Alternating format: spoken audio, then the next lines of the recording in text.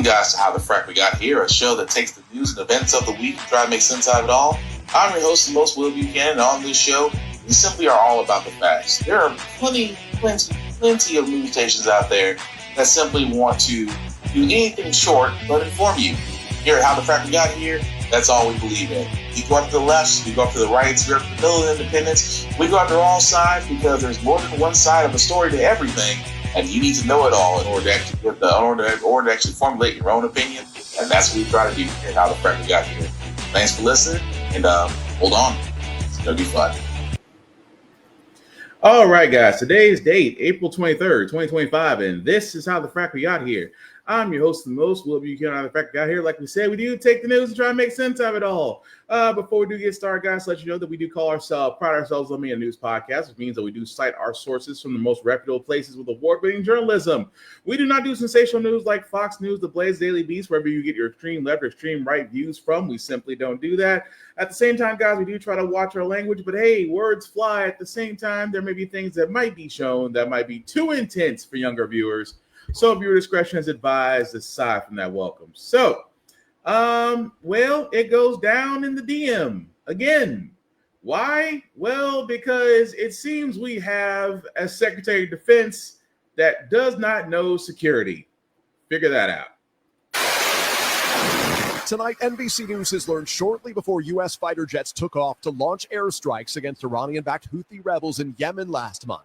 The head of U.S. Central Command, Army General Eric Kurilla, used a secure government system to send Defense Secretary Pete Hegseth, his superior, specific details about the imminent operation, according to 3 U.S. officials with direct knowledge of the exchanges. Minutes later, the sources say Hegseth used his personal phone to send some of that information to at least 2 group chats on the messaging app Signal, one with Hegseth's wife, his brother, and his personal attorney.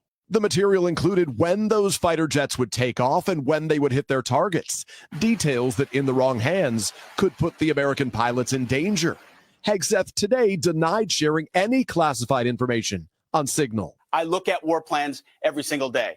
What was shared over Signal then and now, however you characterize it, was informal, unclassified coordinations for media coordination and other things. That's what I've said from the beginning. When asked, President Trump again this week said he remains confident in Hegseth. Oh, no. Why do you even ask a question like that? Still, a prominent Republican lawmaker has now joined top Democrats condemning Hegseth's actions. Republican Congressman Don Bacon, a retired Air Force general, telling NBC News, if true, it is unacceptable, and I wouldn't tolerate it if I was responsible. Peter, we're also learning Secretary of State Marco Rubio plans to reorganize the State Department. Okay, so let's just stop right there. Let's just go ahead because, again, it goes down in the DM. Again, with a Secretary of Defense that can't seem to keep his goddamn mouth shut, or his text for that matter. There's a problem with this, but then again, I've been saying it's a problem with Pete Hegseth since his nomination. Since he sat there and said, if nominated Secretary of Defense, I will not drink. And 4 hours later, you could see him picking up a whiskey glass during a meeting. Matter of fact, was he actually sober during the Easter egg roll at the White House? Who can tell? But I'll tell you who can tell, our enemies. Because they love, for the simple fact of the matter, that any time that our Secretary of Defense just happen to have plans, I feel sorry for anybody in the military right now, covert or active or otherwise. Because imagine you have a drunk person that's texting everybody, here's what we're doing with the Houdini. We are going to bomb them. LOL. Send. That's exactly what he's doing.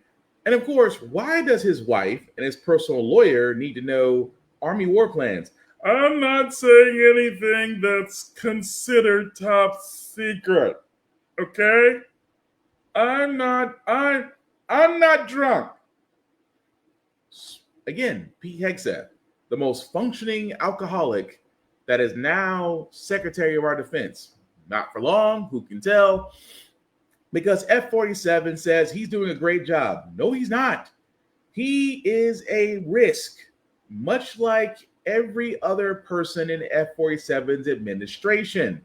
They are all compromised individuals in places of power that we simply cannot tolerate because, again, if somebody wanted to just get at us, They should just wait for the next. They should just wait for the next DM from Mr. Hegseth. But again, it is amazing to me that, as I said before, this is F-47 in his second time around. And what has he done?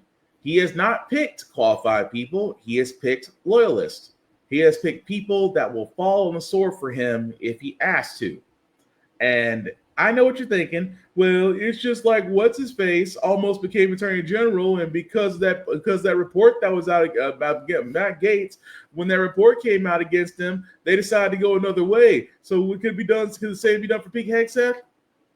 Unfortunately, I don't think that Pete Hegseth's position will go away anytime soon unless he has royally screwed up somewhere. And I mean, it has to be on a we almost got caught in another war type situation, because that's the only way I could see him losing his spot. Because again, we've seen what happens where his first DM went to a journalist. And I still say that was because he wanted them to know.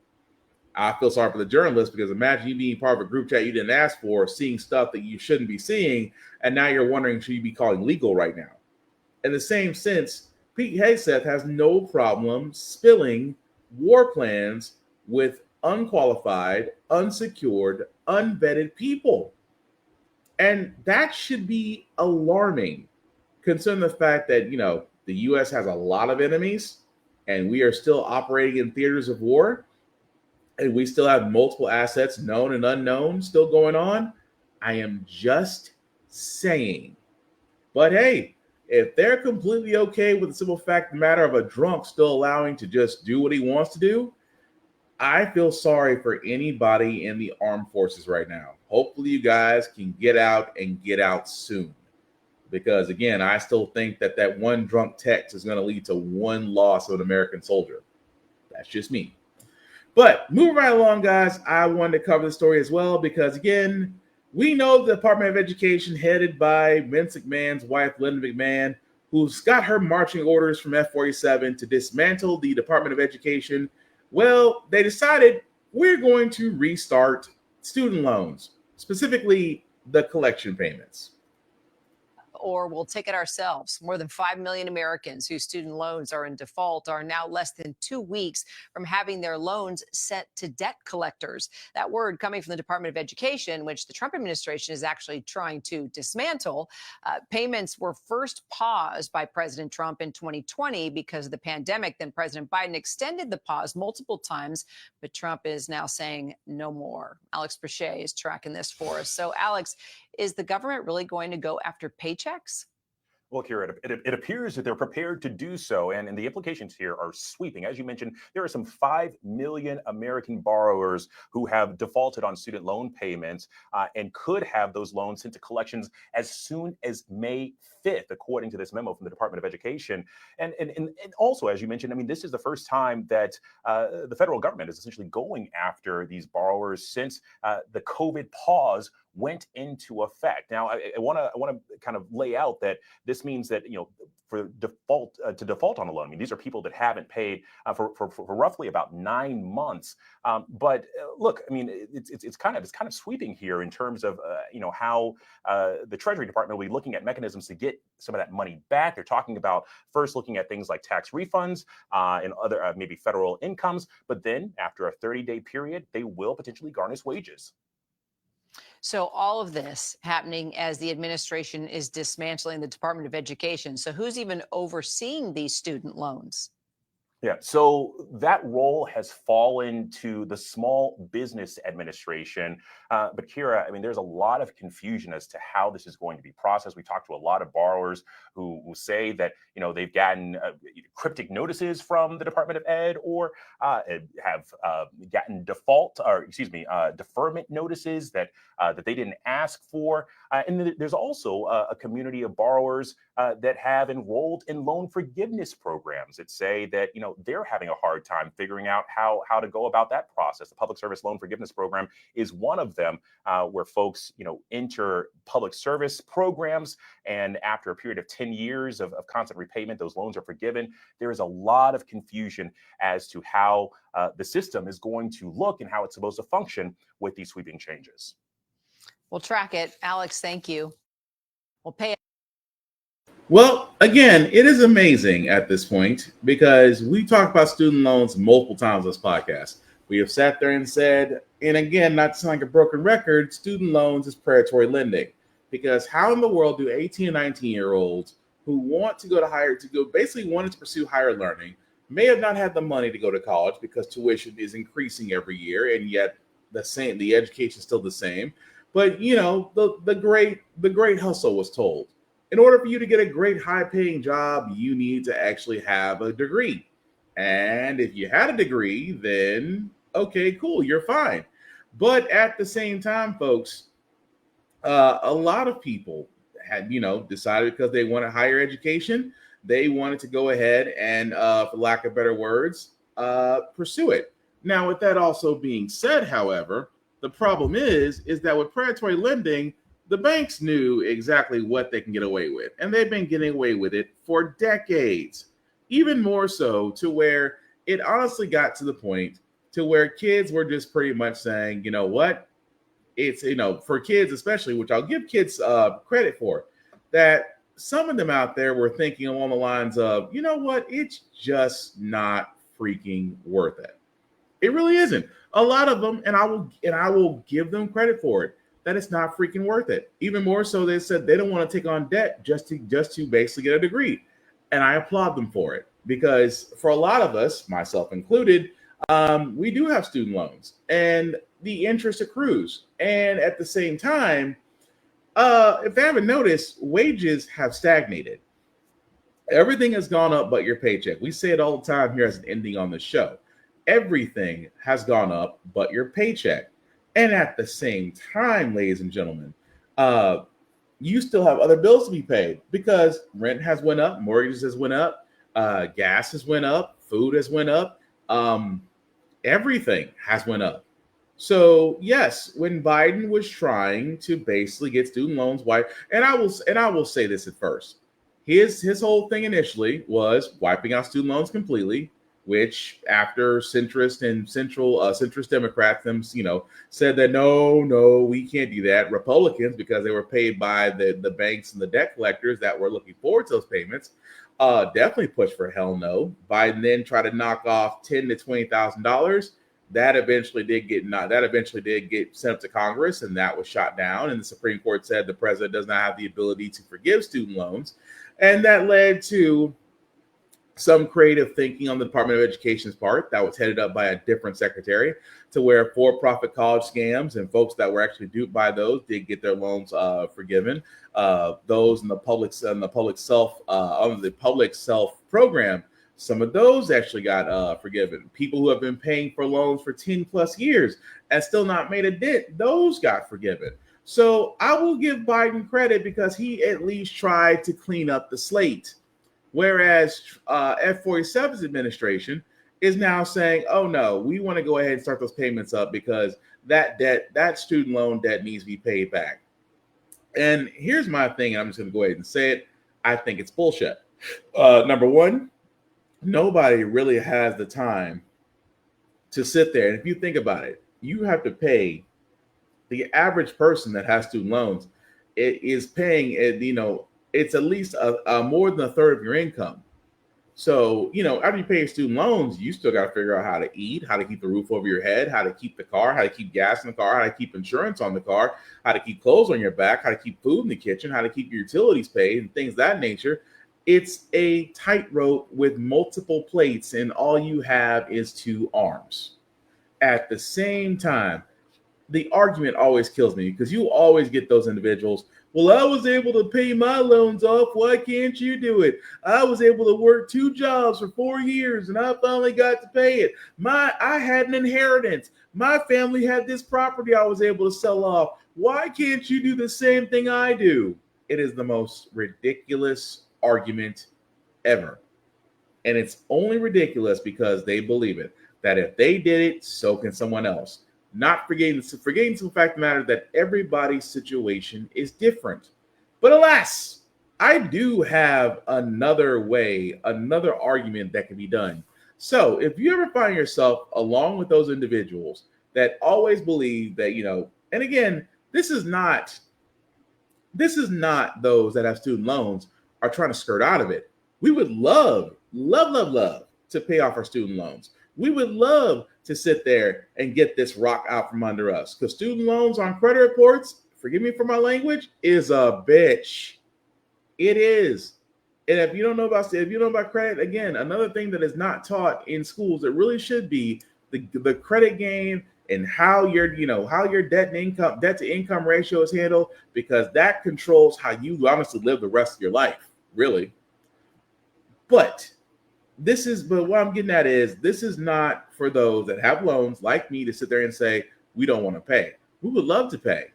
But the thing is, nobody wants to be paying 10 years on a loan when it's just the interest. That's the thing. That's why I call it predatory lending. It's predatory lending because folks are paying thousands upon thousands of dollars every year, and it doesn't go to the principal. It goes to the interest. So even though you're paying off the interest, which again is accruing on a daily basis, the principal is still there. So it's like, yeah, you might have knocked down this door, the steel reinforcement is still sitting behind the other door. And it's just like, where does this go? That's why a lot of people sit there and say, it's like, what's the point? Because the only way I'm going to get out from under this is if, I'm no longer on this planet, or if I win the lottery. But the reason why you're going to run to these people that believe that, you can work hard and do this and just skip on eating and, all this stuff, and you'll collect your loans. Here's my counter argument. What about the people who took out PPP loans? I know it's been so long.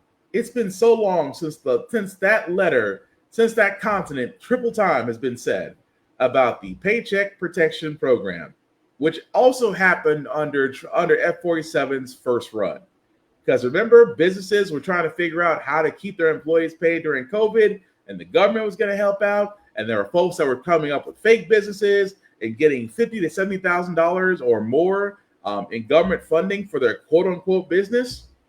And guys, you can see right here at ProPublica, I bring this up every chance I get, because you're going to run into some people who really believe that everybody should pay their way. And I always say, oh, really?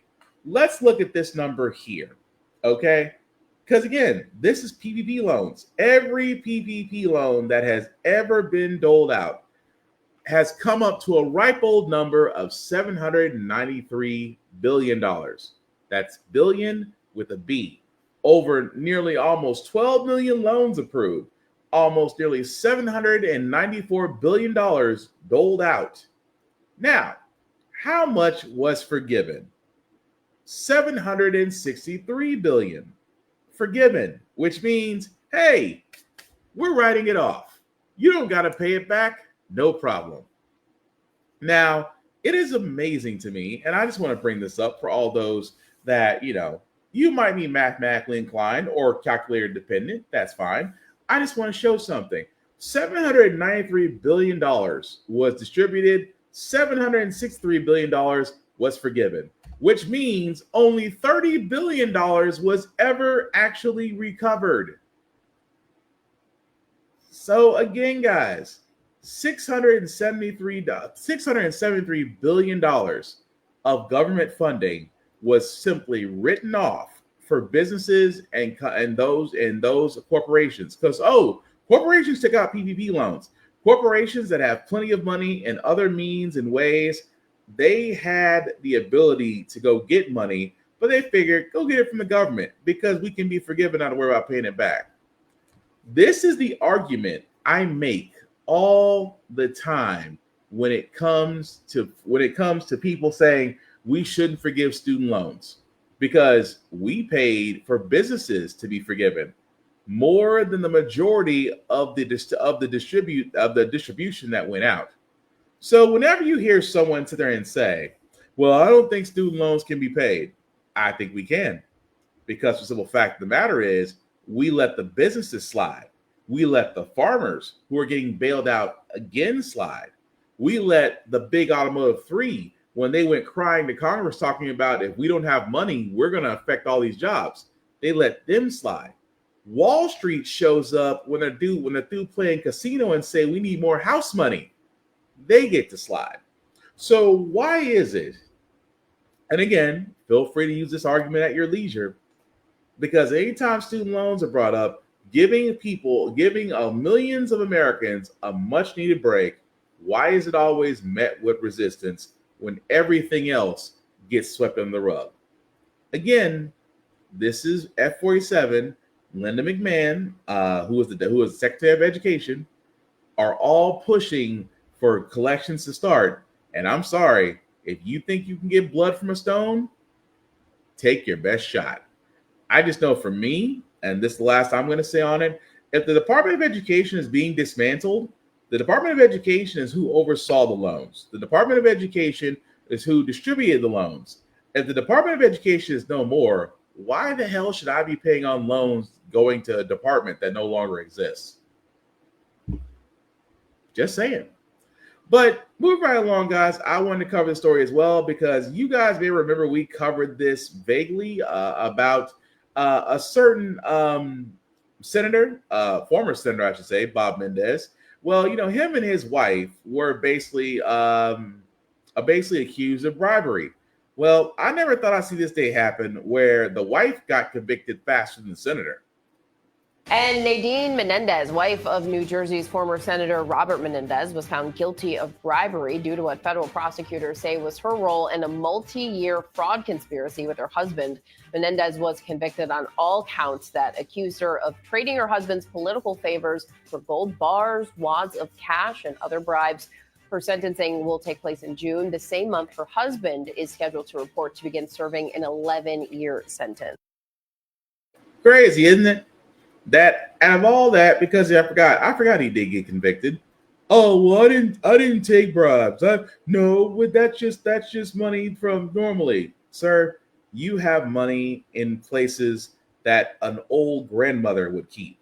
At the same time, yes, you were compromised. And yeah, you and your wife. I hate to break it to you on that.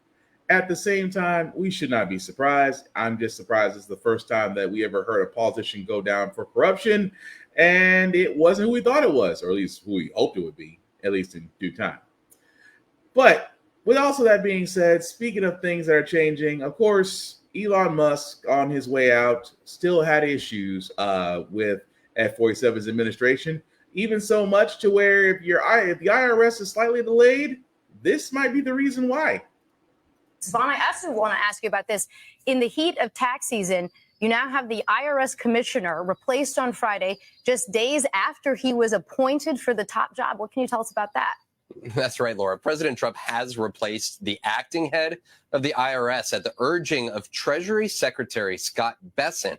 Now, Gary Shapley had been picked by Elon Musk earlier this month to run the IRS, but without Bessent's blessing. So on Friday, Shapley was dismissed while Trump tapped Michael Falkender into the role of acting commissioner. Now, these changes at the IRS are reflective of the increasing tension within the administration over Elon Musk's vast influence. The president now has already indicated the Tesla CEO's time leading Doge will likely come to an end in the months ahead. Laura? So it's amazing to me that, again, Elon Musk is not smart. He's just a guy riding his daddy's diamond mine money because he didn't start Tesla. He didn't start SpaceX. He didn't start Starlink. He bought all those companies and somehow leverage them into buying Twitter and turning into X. I just want to point that out every chance I get. So it seems ever since him and Doge, which, by the way, haven't saved anybody anything. Doge went in there along with Musk. We're going to save $2 trillion. You didn't find it. We're going to save $500 million. You didn't find it. Matter of fact, anytime you said that you did find something you saved, it immediately got taken down because, well, you couldn't show why. So it amazes me so when we come to see, and of course, people leaving and going inside of F47's administration is nothing new. It's just the fact that this is less than 200 days and counting, and it's already a crisis. It's already a mess. And the IRS right now is one of the very few things that really needs to be running smoother versus not installing another Trump loyalist because Elon Musk still wants access to people's information. Take it how you will, but that's basically the whole point of him being in the White House. Call me if I'm wrong. But him actually still leaving because he's supposed to be supposedly leaving, which again is still fine. I still say it's bullshit, but we will see. But moving right along, I want to get to RFK because of two reasons.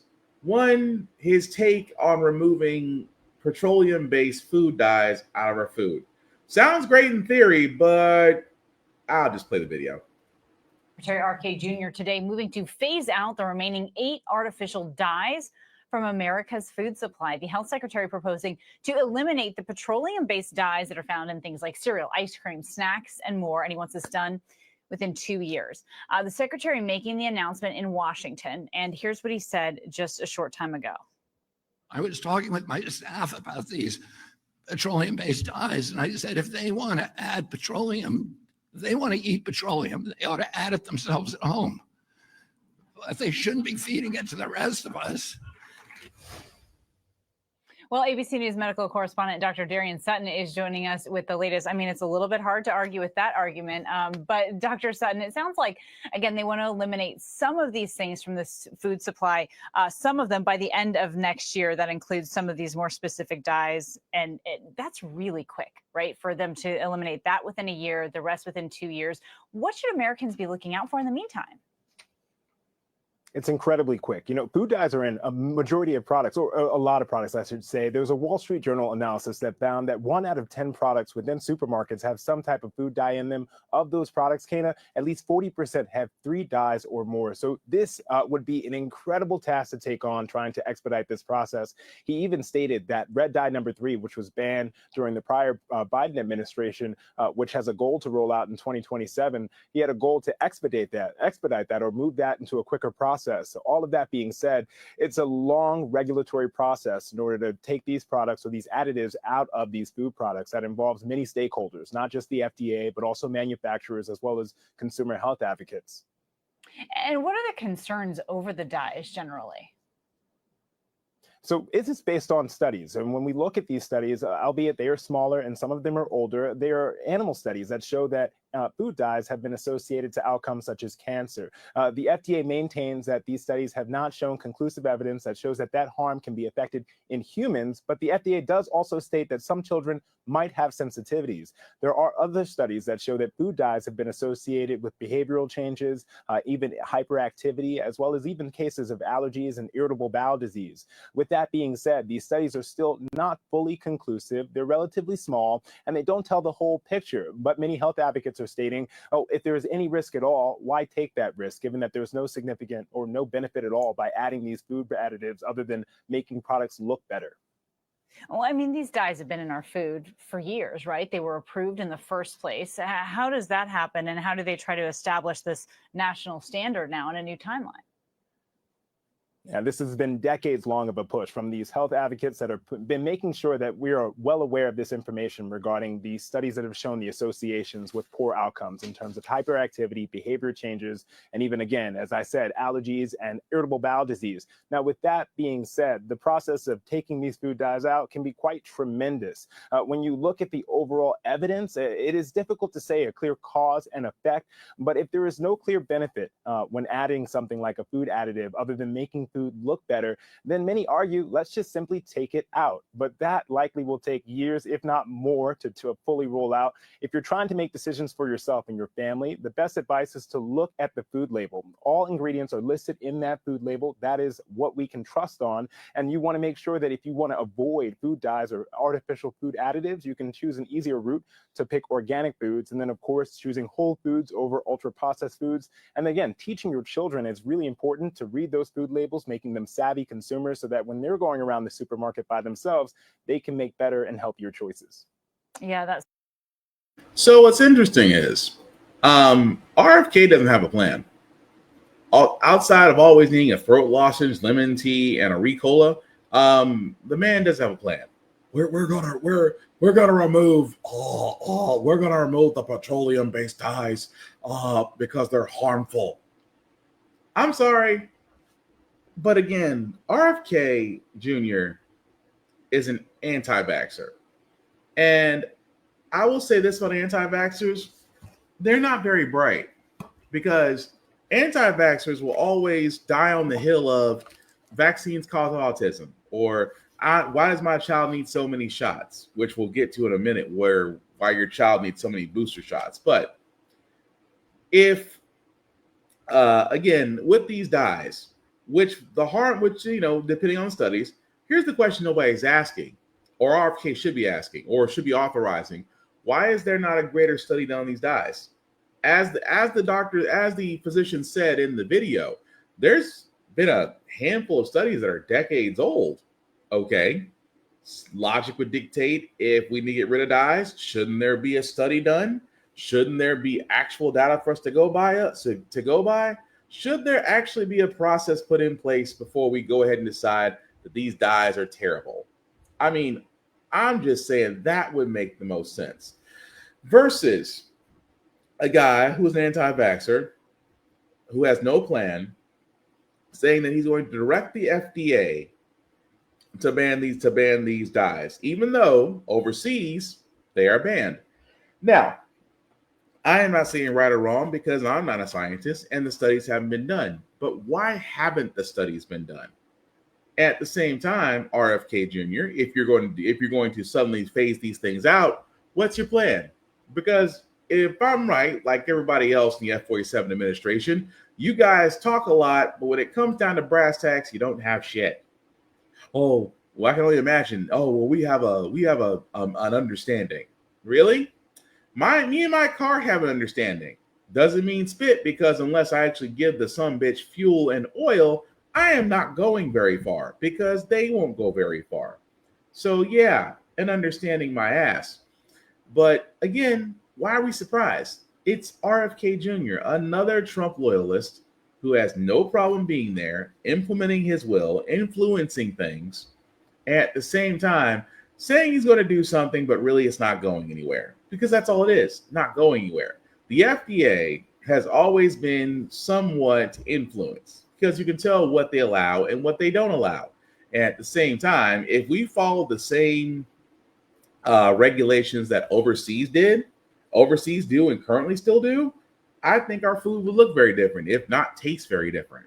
But again, I digress. Good luck giving us the word salad, RFK Jr. I'm pretty sure nothing's going to come out of it.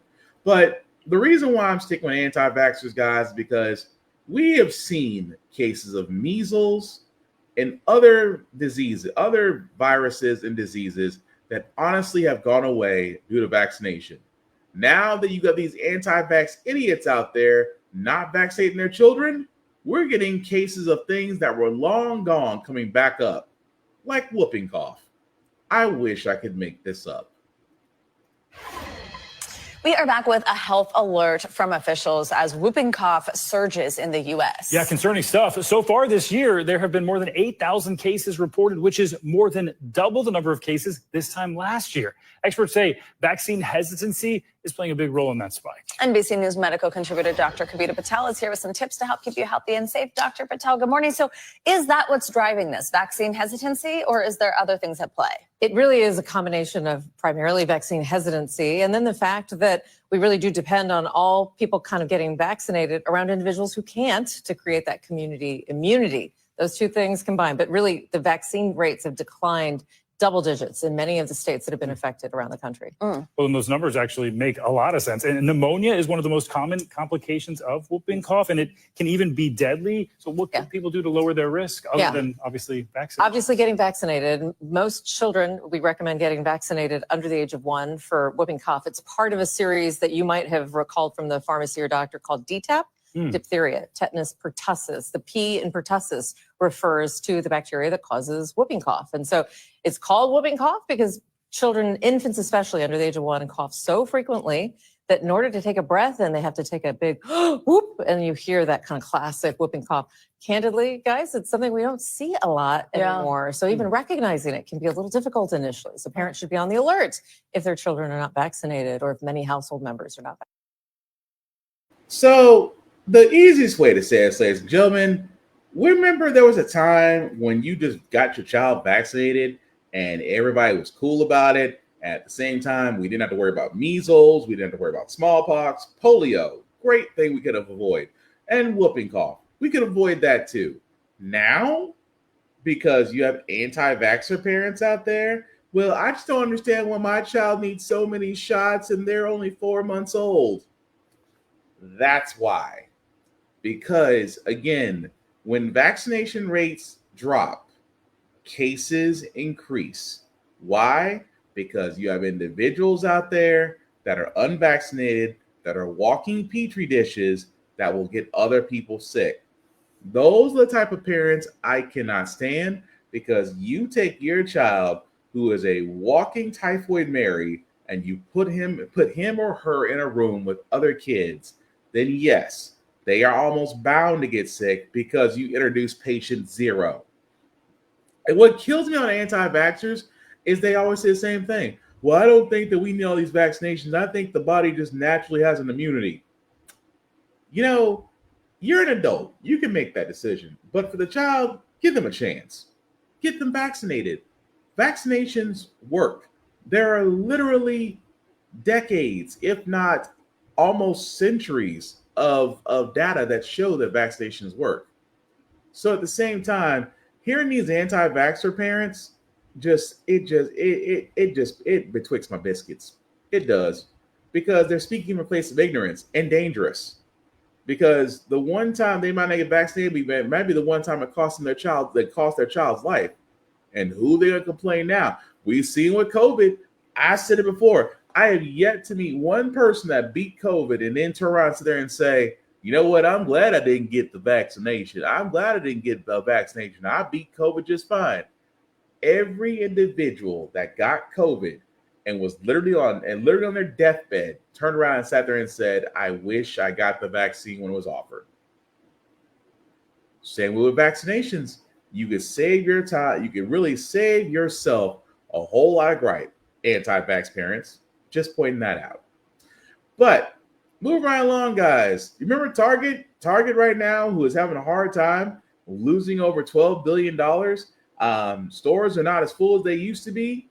Well, it seems that the Target CEO has reached out to Reverend Al Sharpton and the National Action Network that said he is going, that Al Sharpton and Target CEO Brian Connell will meet in New York.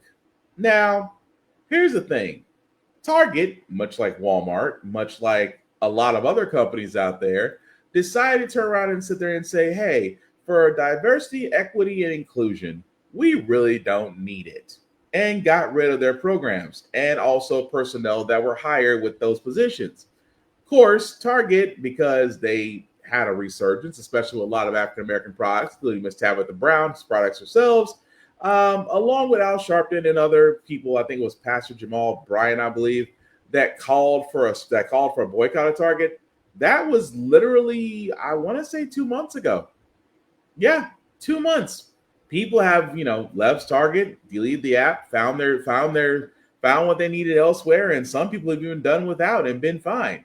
Target took a freaking hit since their decision back in January to remove the DEI products, to remove DEI policies and personnel from their stores.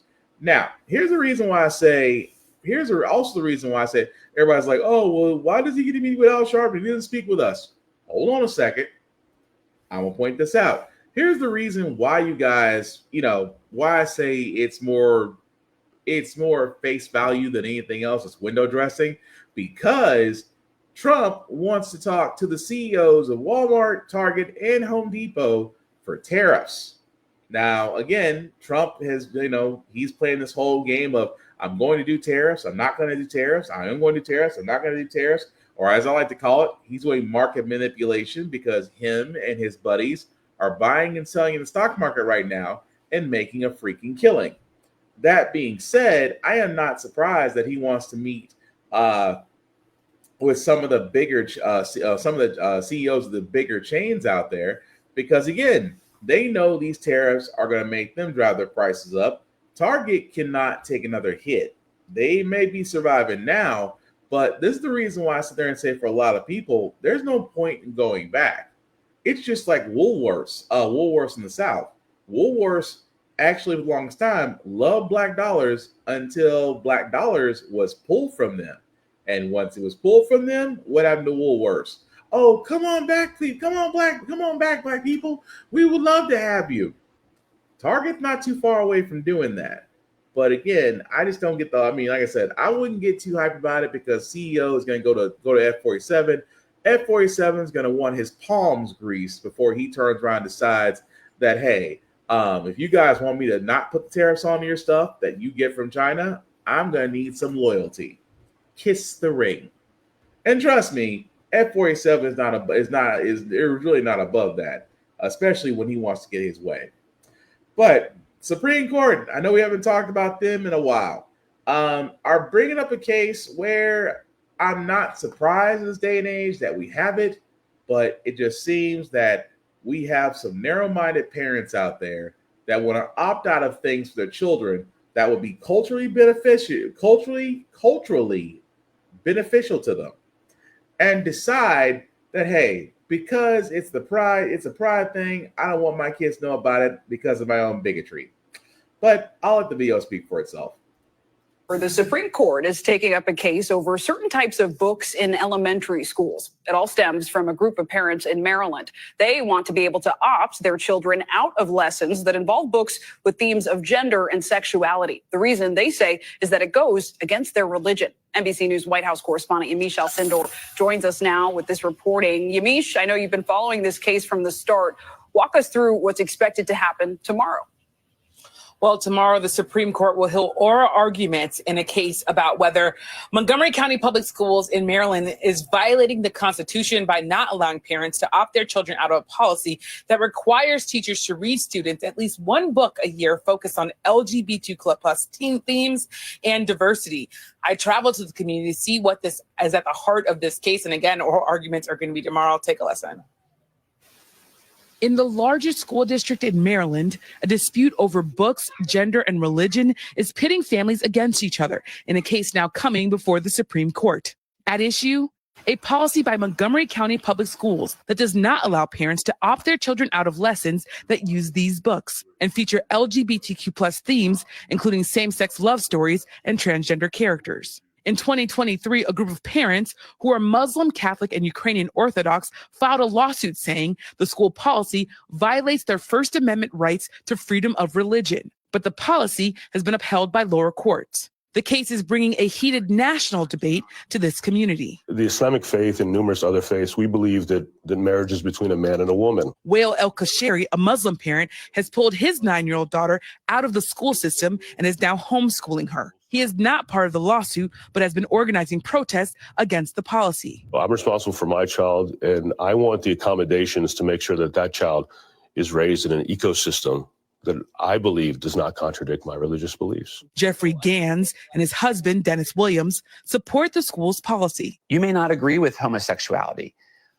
but that doesn't mean it doesn't exist. So by removing a child from the classroom, it's sending a totally negative message to that other child in that classroom who might be struggling with their identity. If I could have had a book like that when I was young, it would make all the difference in the world. El-Kasheri says he doesn't want the school system to change his curriculum, just to allow him to opt out, though he thinks some of the books are not age appropriate for students. Children at a young age are very impressionable. Eric Baxter, a lawyer for the parents suing, plans to argue the case before the High Court. The Supreme Court has long said that schools aren't there to impose one ideological view, that we learn to get along by respecting each other's views. And that's all we're asking for here. Montgomery County Public Schools did not respond to our multiple requests for comment. But in court documents, the school district said teachers are not permitted to enforce a particular viewpoint or ask students to change how they feel. If we allow kids to opt out of this curriculum, of these books, where do we draw the line? Do we opt out of teaching about religion to my children because I don't want them to learn about a religion different than mine? Now the 6-3 conservative majority Supreme Court will have the final say. Wow, Yamiche, great report. How do people on both sides of this issue feel about what the court may decide? Well, it's a good question. We know the school district has won in lower court, so they're hoping to win again at the high court. That said, the parents and lawyers against the school district's policy told me they feel very confident that they will win this case, especially after President Trump successfully ran for re-election, in part by pushing back against teaching about LGBTQ plus themes and transgender Americans. And this is, of course, a 6-3 conservative majority court that experts say is more likely to side with parents saying their religious rights are being violated. And let me tell you something. The attack on Christianity is bullshit. Much like Israel trying to sit there and say that we're the victims in this whole war, no, you're the aggressors. But let's dial back to this second. Parents want to be able to opt out of children reading from books that have LGBTQ plus authors, and what they deem stuff is not deemed for children. Here's my thing, because I always love when they sit there and say, well, they're supposed to learn their differences naturally. I always say it best. What is taught in the home will eventually wind up in school.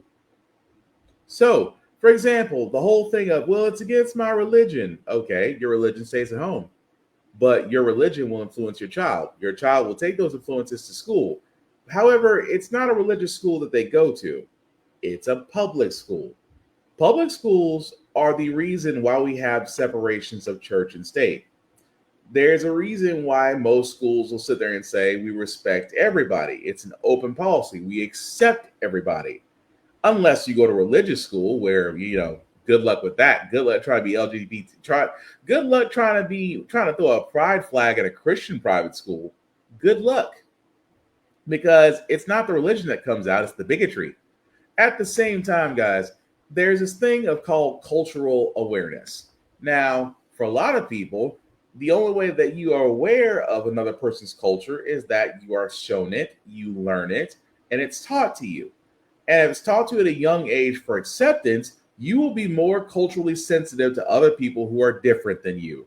And I mean, not sensitive as in bleeding hearts, but to understand where they're coming from and acknowledge their existence without being a dick. That also being said, these parents, especially Mr. My Religion, here's the thing.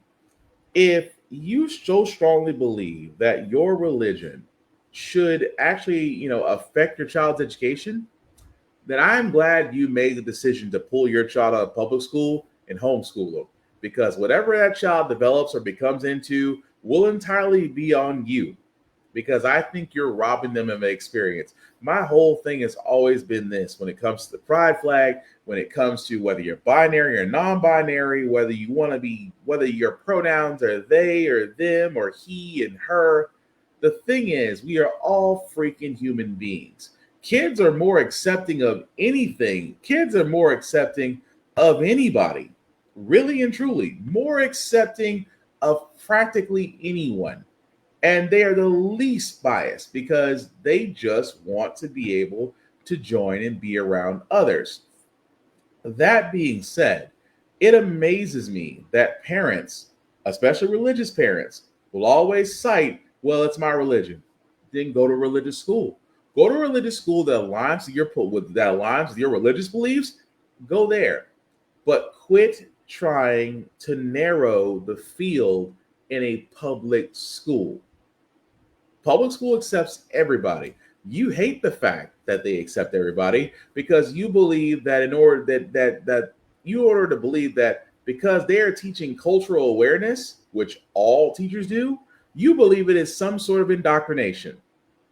And again, it's not indoctrination. Christian public school, Christian private schools, that's indoctrination. But, we don't want to, we'll be all day on that subject. But the thing I'm getting at is here, guys, that yes, there is a problem. The Supreme Court is conservative leaning. And I have said this before many times in this podcast, the dangers of a Supreme Court that is conservative leaning has always, 9 times out of 10, has always won the favor of F47 and people like his thinking. So again, we will wait and see what they do, but I am nervous and afraid for people who are different just because people want to lean on religion as a shield to shield their bigotry. Yes, I said it.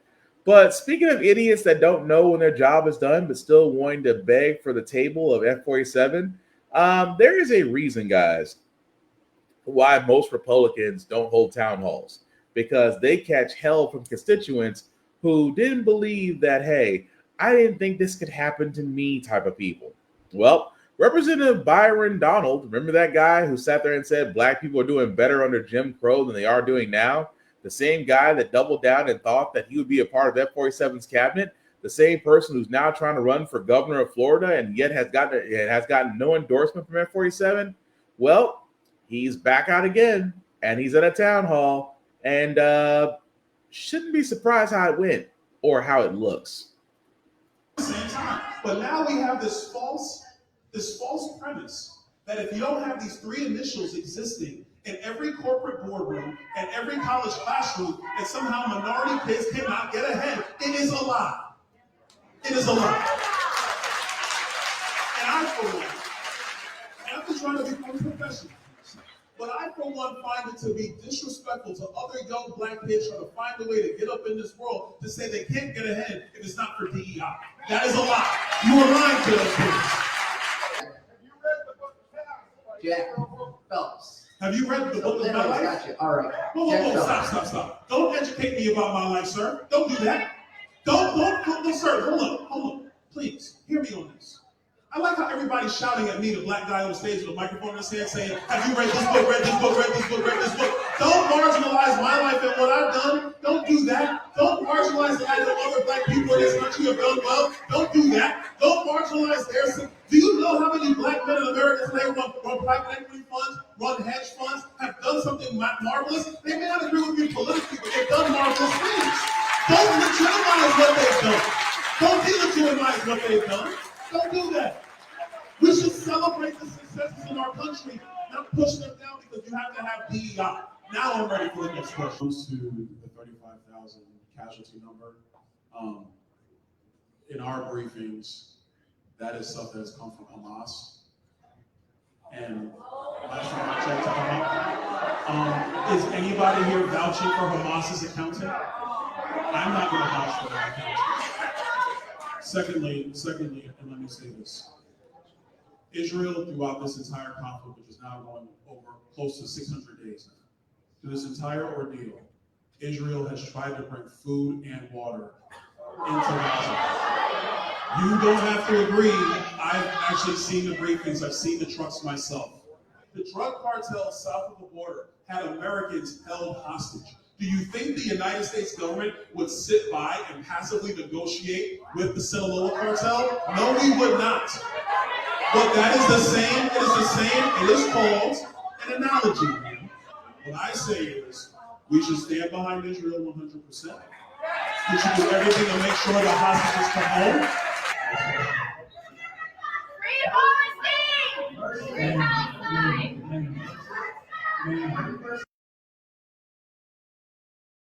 Oh, what a train wreck that was. But guys, I want to point something out here. That's the crowd. Now, I don't know about you, but I spot maybe 1, 2, 3 by hairstyles. The rest of the crowd, all napkin. Now, again, what I mean by that is because Representative Byron Donalds is still hoping to be the governor of Florida because he tried to be in the presidential administration, but F-47 decided, hey, I already have one black person. I filled my quota. And now he's trying to sit there and again, still stop the lies, still jump through the hoops, does everything that he's trying to do to let F-47 know, look at me, still pick me, F-47. I want to be somewhere. At the same time, repeating the lies, repeating the bullshit, still spouting the same old mess.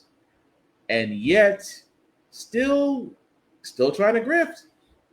But again, there is a reason, guys, why Republicans aren't doing town halls. Exhibit A. And finally, guys, before we get to our feel-good segment, I gotta talk about this story because again, the case of Carmelo Anthony and how it's being treated, because I want to tell you right now, if you are not supporting Mr. Anthony, but supporting another guy, you are full of shit. Tensions deepening between two Texas families, torn apart by a deadly high school track meet stabbing, now playing out in public view. Jeff Metcalf, the father of 17-year-old Austin Metcalf, who was killed earlier this month, crashing a news conference on Thursday, held with the family of his alleged killer, 17-year-old Carmelo Anthony. Metcalf, wearing dark sunglasses, escorted away by police.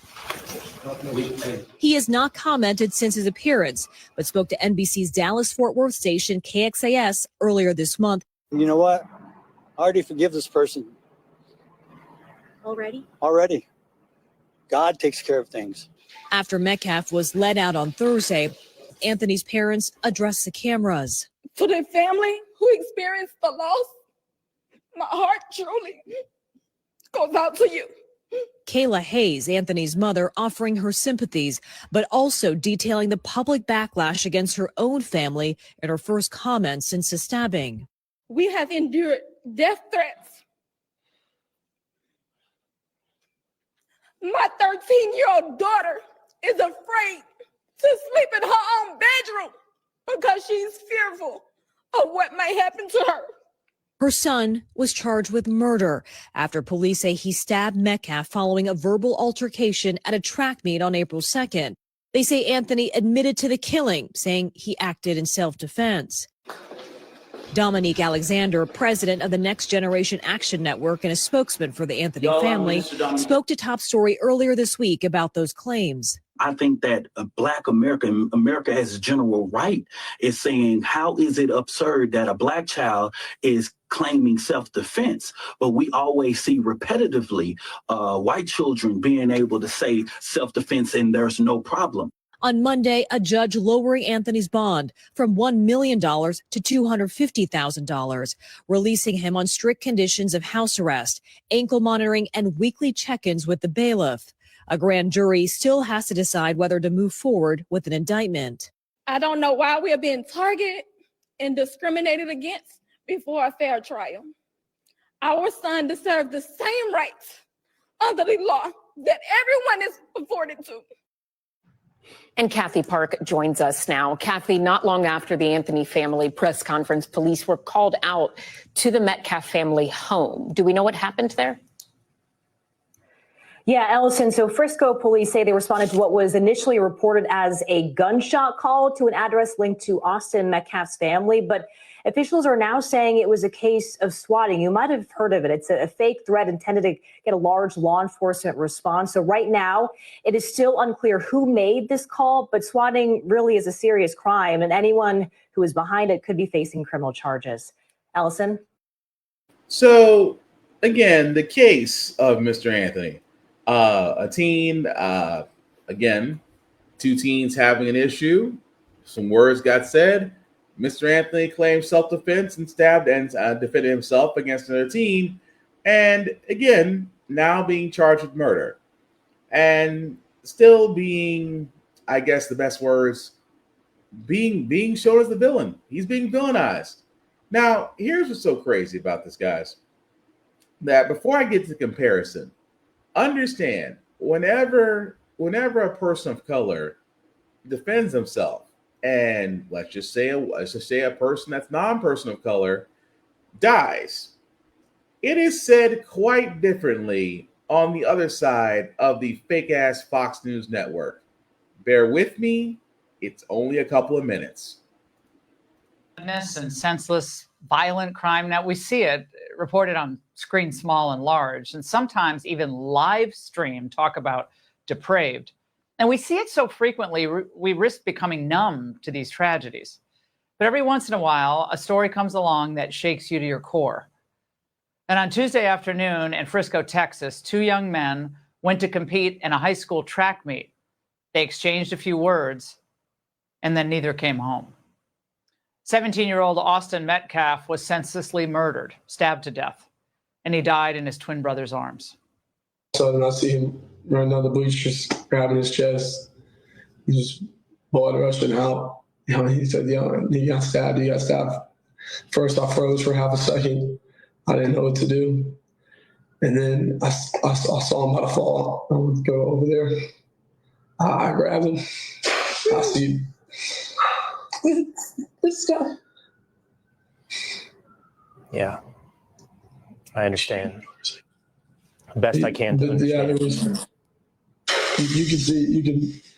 You can picture what happened when what was coming out of his chest, and yeah. Y'all can visualize other stuff. I don't want to put down my mom right now, but I pushed my hand on there, trying to make it stop, and I grabbed his head and I looked in his eyes. This is beyond heartbreaking. But then the next question, could you forgive the person who took your child's life? Now, somehow after his family was shattered, you can see that in the video on the Will Kane show, shattered by that loss, Austin's father, Jeff, says he already has forgiven the murderer, and he joins us now. Jeff, please accept our deepest condolences. This is so horrific. I have two sons, all parents, people across this country I know are praying for your family. What happened here? I wish I could explain it. I don't have a full understanding of it, but my son was taken at a young age, and I'll never get him back. Unfortunately, it's over a trivial seating arrangement. And I received a phone call from one of the coaches that said my son had been stabbed, and I jumped in my vehicle and drove to the stadium and ran up there. And when I saw him on the gurney, he wasn't breathing. I knew he was gone. They were trying to revive him, and they took him to the ambulance and took him to the hospital. In the meantime, I had to gather my other son, Hunter, and take us to the hospital where we await the word from the doctor. And my worst fears were confirmed. They weren't able to save him. Now, it was reported that there was some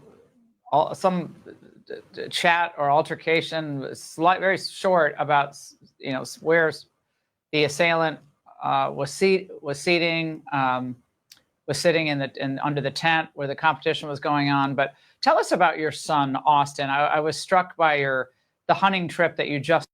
So let's just stop right there, because like I said, it's Fox News. I do not want to bore you guys with the bullshit. Now, is it sad that, a father and a mother lost their son? Yes. But this is what Fox News does so freaking well, because they make sure that it's always faith, family, and friends. They always try. They paint the person that was killed. Oh, he was a good kid. He was this. He would love to help anybody. They love to paint the victim, who is sometimes, let's be honest, if the victim is white, they have that seat. If the victim is white, they must be right, because they paint him as, oh, he wasn't that. He was a good kid. I know, trying to stand and say this and that about him and insinuating about the assailant and throwing in what possibly might happen. Oh, it was a seating arrangement or this problem or this problem. And the father, well, I immediately forgive him. Well, that's why the father showed up at the family press conference. To do what exactly?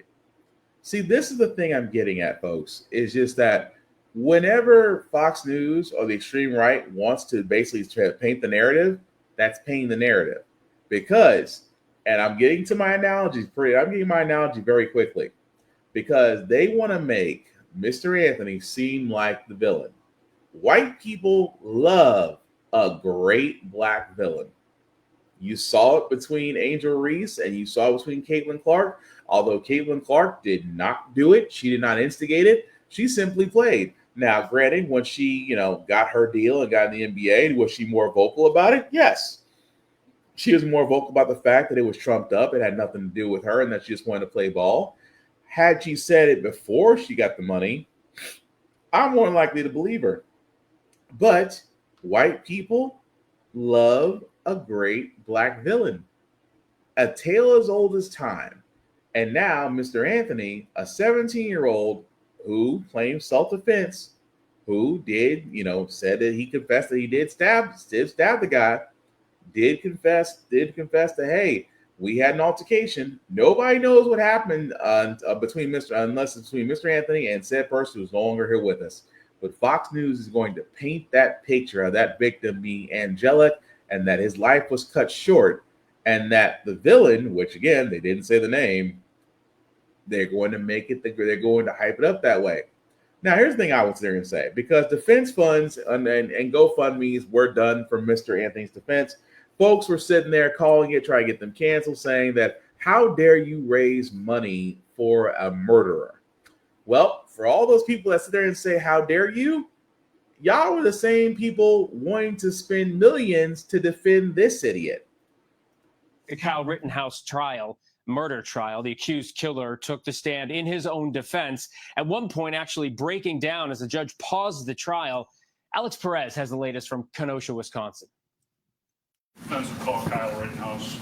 An explosive day of testimony. Jurors Wednesday, for the first time, hearing directly from Kyle Rittenhouse about the night he shot and killed Joseph Rosenbaum and Anthony Huber and injured Gage Grosskreutz. You intended to kill, correct? I didn't intend to kill them. I intended to stop the people who were attacking me. Then this moment on the witness stand, the now 18-year-old sobbing, unable to talk as he described encountering Rosenbaum, who he says was chasing him. Mr. Rosenbaum was now running from my right side, and I was cornered from in front of me with Mr. Zeminski, and there were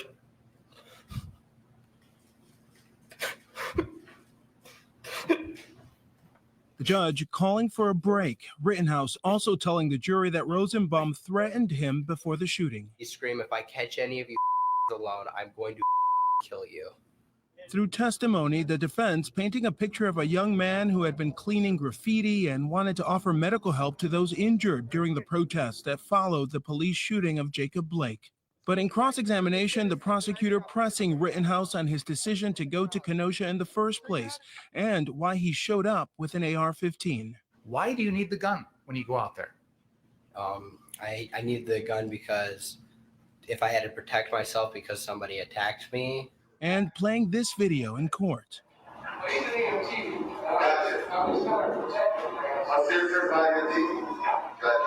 Attempting to dismantle Rittenhouse's argument that he was in Kenosha that night to offer medical help. You're not a certified EMT. You're not an EMT of any kind. You weren't on that night, correct? Yes. So you lied to him, correct?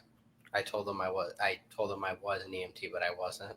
At another point, the trial abruptly paused. The jurors walked out, the judge furious after the prosecutor seemed to allude to evidence the judge previously ruled was inadmissible. You know very well that an attorney can't go into these types of areas when the judge has already ruled. When court resumed, the prosecutors playing videos of Rittenhouse at the protest and attacking his claim he shot Rosenbaum in self-defense. Joseph Rosenbaum never touched you in any way during that incident, correct?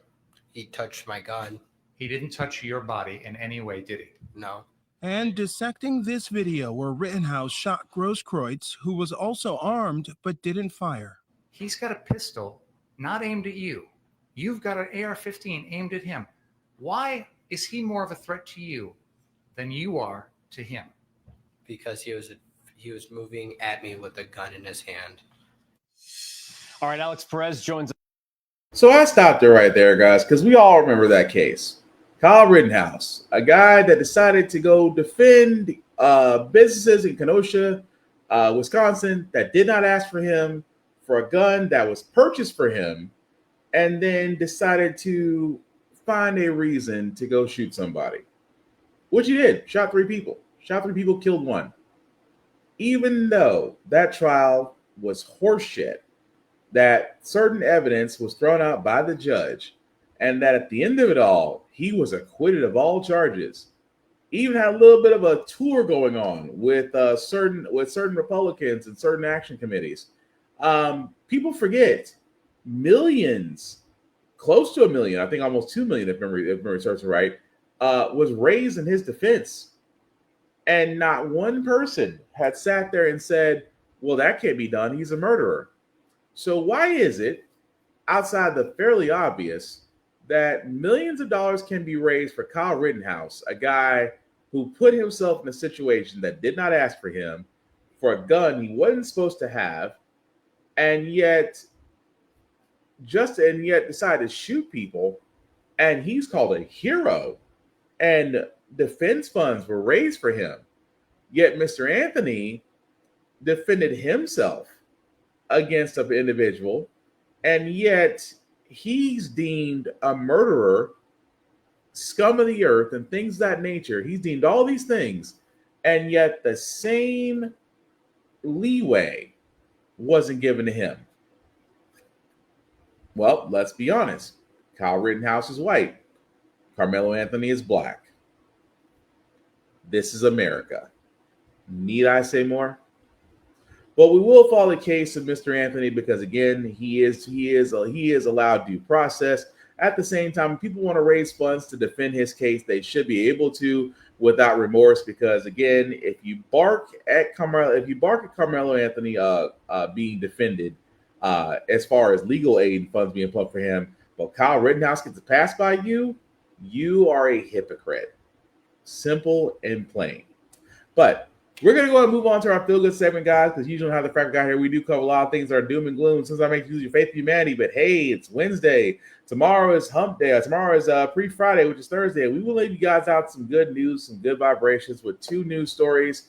I want to talk about this first one because, again, it needs to be talked about. If you haven't seen the movie Sinners, you really should. I haven't yet. I'm actually waiting to see it this weekend, hopefully.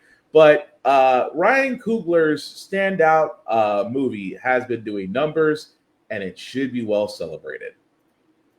In a surprise upset, Sinners beat a Minecraft movie and topped the domestic chart at the Easter weekend box office. Ryan Coogler's film starring Michael B. Jordan debuted to an estimated $48 million, well ahead of an expected $40 million and even higher than Sunday's estimate of $45.6 million. This world already left you for dead. I can save you from your fate. You don't need no saving. Yes, you do. The growing strength of Sinners throughout the weekend was due to stellar word of mouth and a continuous spike in walk-up business. The horror adventure film achieved its victory after earning near-perfect reviews and glowing audience scores. As for a Minecraft movie, final numbers show the film taking in $40.5 million, which is still a standout number for a movie in its 3rd weekend. It's now passed the $700 million mark globally. Both films come from Warner Brothers, making the studio the winner of the weekend box office. Warner Brothers commanded 64% of the market and became the first studio since 2009 to have 2 films gross $40 million or more in a single weekend. For more on this story and all the latest box office. Well, I'm, happy for Minecraft, but we're here for Sinners. Again, Ryan Coogler, Michael B. Jordan, the entire cast, from my understanding, has been nothing but great reviews. Still want to point that out every chance I get just because it needs to be. But again, still want to point that out that it's still great that how that actually wound up. And again, if you have not seen Sinners, highly recommend that you do. Also, last story that we got, guys, I keep on saying representation matters. And the Supreme Court in Kentucky has now just inducted their next Supreme Court justice. And I want to be able to give her flowers. Stone for the Kentucky Supreme Court. So help me God. So help me God.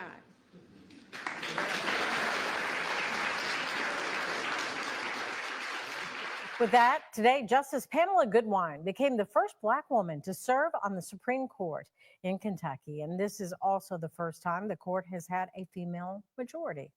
My commitment is to sustain the principles of justice for all with unwavering dedication, to uphold the rule of law with integrity, to protect the rights of all fairly, and to serve with the honor and honesty this role deserves.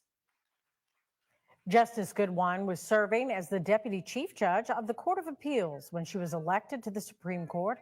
Her swearing in comes days after Chief Justice Deborah Hembry Lambert became the Commonwealth's first female justice. Again, you love to see it. Definitely congrats to the Honorable Justice Pamela R. Goodwin. Again, first black woman to the Kentucky Supreme Court, and the first time in the Kentucky Supreme Court, there's an all-female majority. Like I said, representation matters. Definitely want to celebrate that. But that being said, guys, that's going to do it for this podcast. Thank you all for liking, for watching, for letting people know it's live. I certainly appreciate that. Shameless plugs like we usually do before we get out of here. Shout out to APR TV. Always press record. Why? Because How the Frack We Got Here can be seen on there. Definitely check them out on the Roku channel as well as the Amazon Fire TV app. Also, APR TV can be seen wherever smart devices are. Wherever smart devices are. So definitely you can catch us wherever you're at. Also, BlurStation.com. Definitely check this out, guys. Another vehicle for us, by us, to where our content, our viewership, most importantly, our dollars be going to. $10.99 a month to stream Blur Station. Again, guys, hit the Join Now button. Select the Blur's Eye View of any membership. Select the Bird's Eye View of any membership. Select my name, Black Spartan. Again, $10.99 a month to stream Blur Station. Television shows, movies, animation, you name it, they got it. Definitely love to see it. After 36 months, you get the opportunity to own a piece of Blur Station, and it's never been easier to own a piece of a media network. But trust me, Tubi's great, but Tubi's owned by the same guy who owns Fox, and Tubi is well worth over $200 million now, and that's because of our viewership. It's time we actually switch it to where it actually belongs to us. Runforoffice.org. I talk about this all the time, guys. You want to know how Moms for Liberty did it, how the crazy people did it, even the crazy people called the New Tea Party did it? Well, they went through Run for Office, basically putting their address in, and you see where you can run for office. If you do feel the call to serve, whether it's public, nationally or federally, you can definitely do so there. They actually walk through the process, how to run, how to get on the ballot, and hopefully win. So again, guys, we do need more actors in this area. We can no longer sit on the sidelines, because if we do nothing, that means they win, and that's exactly how F47 got his second run. Just saying.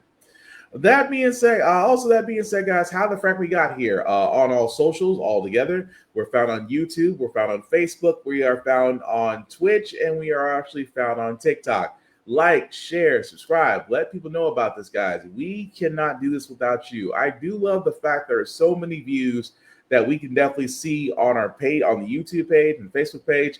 But guys, the likes have got to go up. We are fighting the algorithm as you speak. And right now, without those likes, we're not able to reach people. We're not able to actually, spread the message that we love to spread. So if you help us, so if you love us, if you like what we do, if you share what we do, we appreciate it. But help us get them likes up, because that is the only way we can beat the algorithm and break past that glass ceiling and actually reach out a lot more people, like-minded people like yourselves, that want the news, but want it straight with no filter. And that's what we try to do here. Also, for myself, Black_Spartan615, guys, you can follow me there. Just don't be weird. Don't do any weird stuff. I don't really want to block people. I'm a very open, talkative guy. So, let's do that. Let's keep the conversation going. But the last thing I'll say about How the Frack We Got Here, it's all about staying informed. We are not trying to reinvent the wheel, guys. We are simply giving you all the information, allowing you to make up your own mind. We do provide a lot of perspective that goes along with it. We do better society once we're informed. We're progressive. We try to move forward by righting the wrongs of the past, by making decisions now that we should have done back then, like electing our first black woman to the Supreme Court, electing our first black woman to Kentucky Supreme Court, electing our first black woman to Federal Board of Governors. Maybe one day, electing our first black woman to be called Madam President. All great things. We don't learn from history. We are doomed to repeat it. That's what we keep asking ourselves. Why does everything go up at our paycheck? Why are we electing different politicians but still the same old game in Congress? And most importantly, how the frack we got here. Thank you all for watching, guys. Please take care of yourselves and each other. Please protect your peace. Don't doom scroll. Check on your strong friends. Do something that makes you happy. And if you have the ability to make somebody else happy for either a minute or a lifetime, do so. The world can use more of that. And also, smile. It's not that bad. Peace.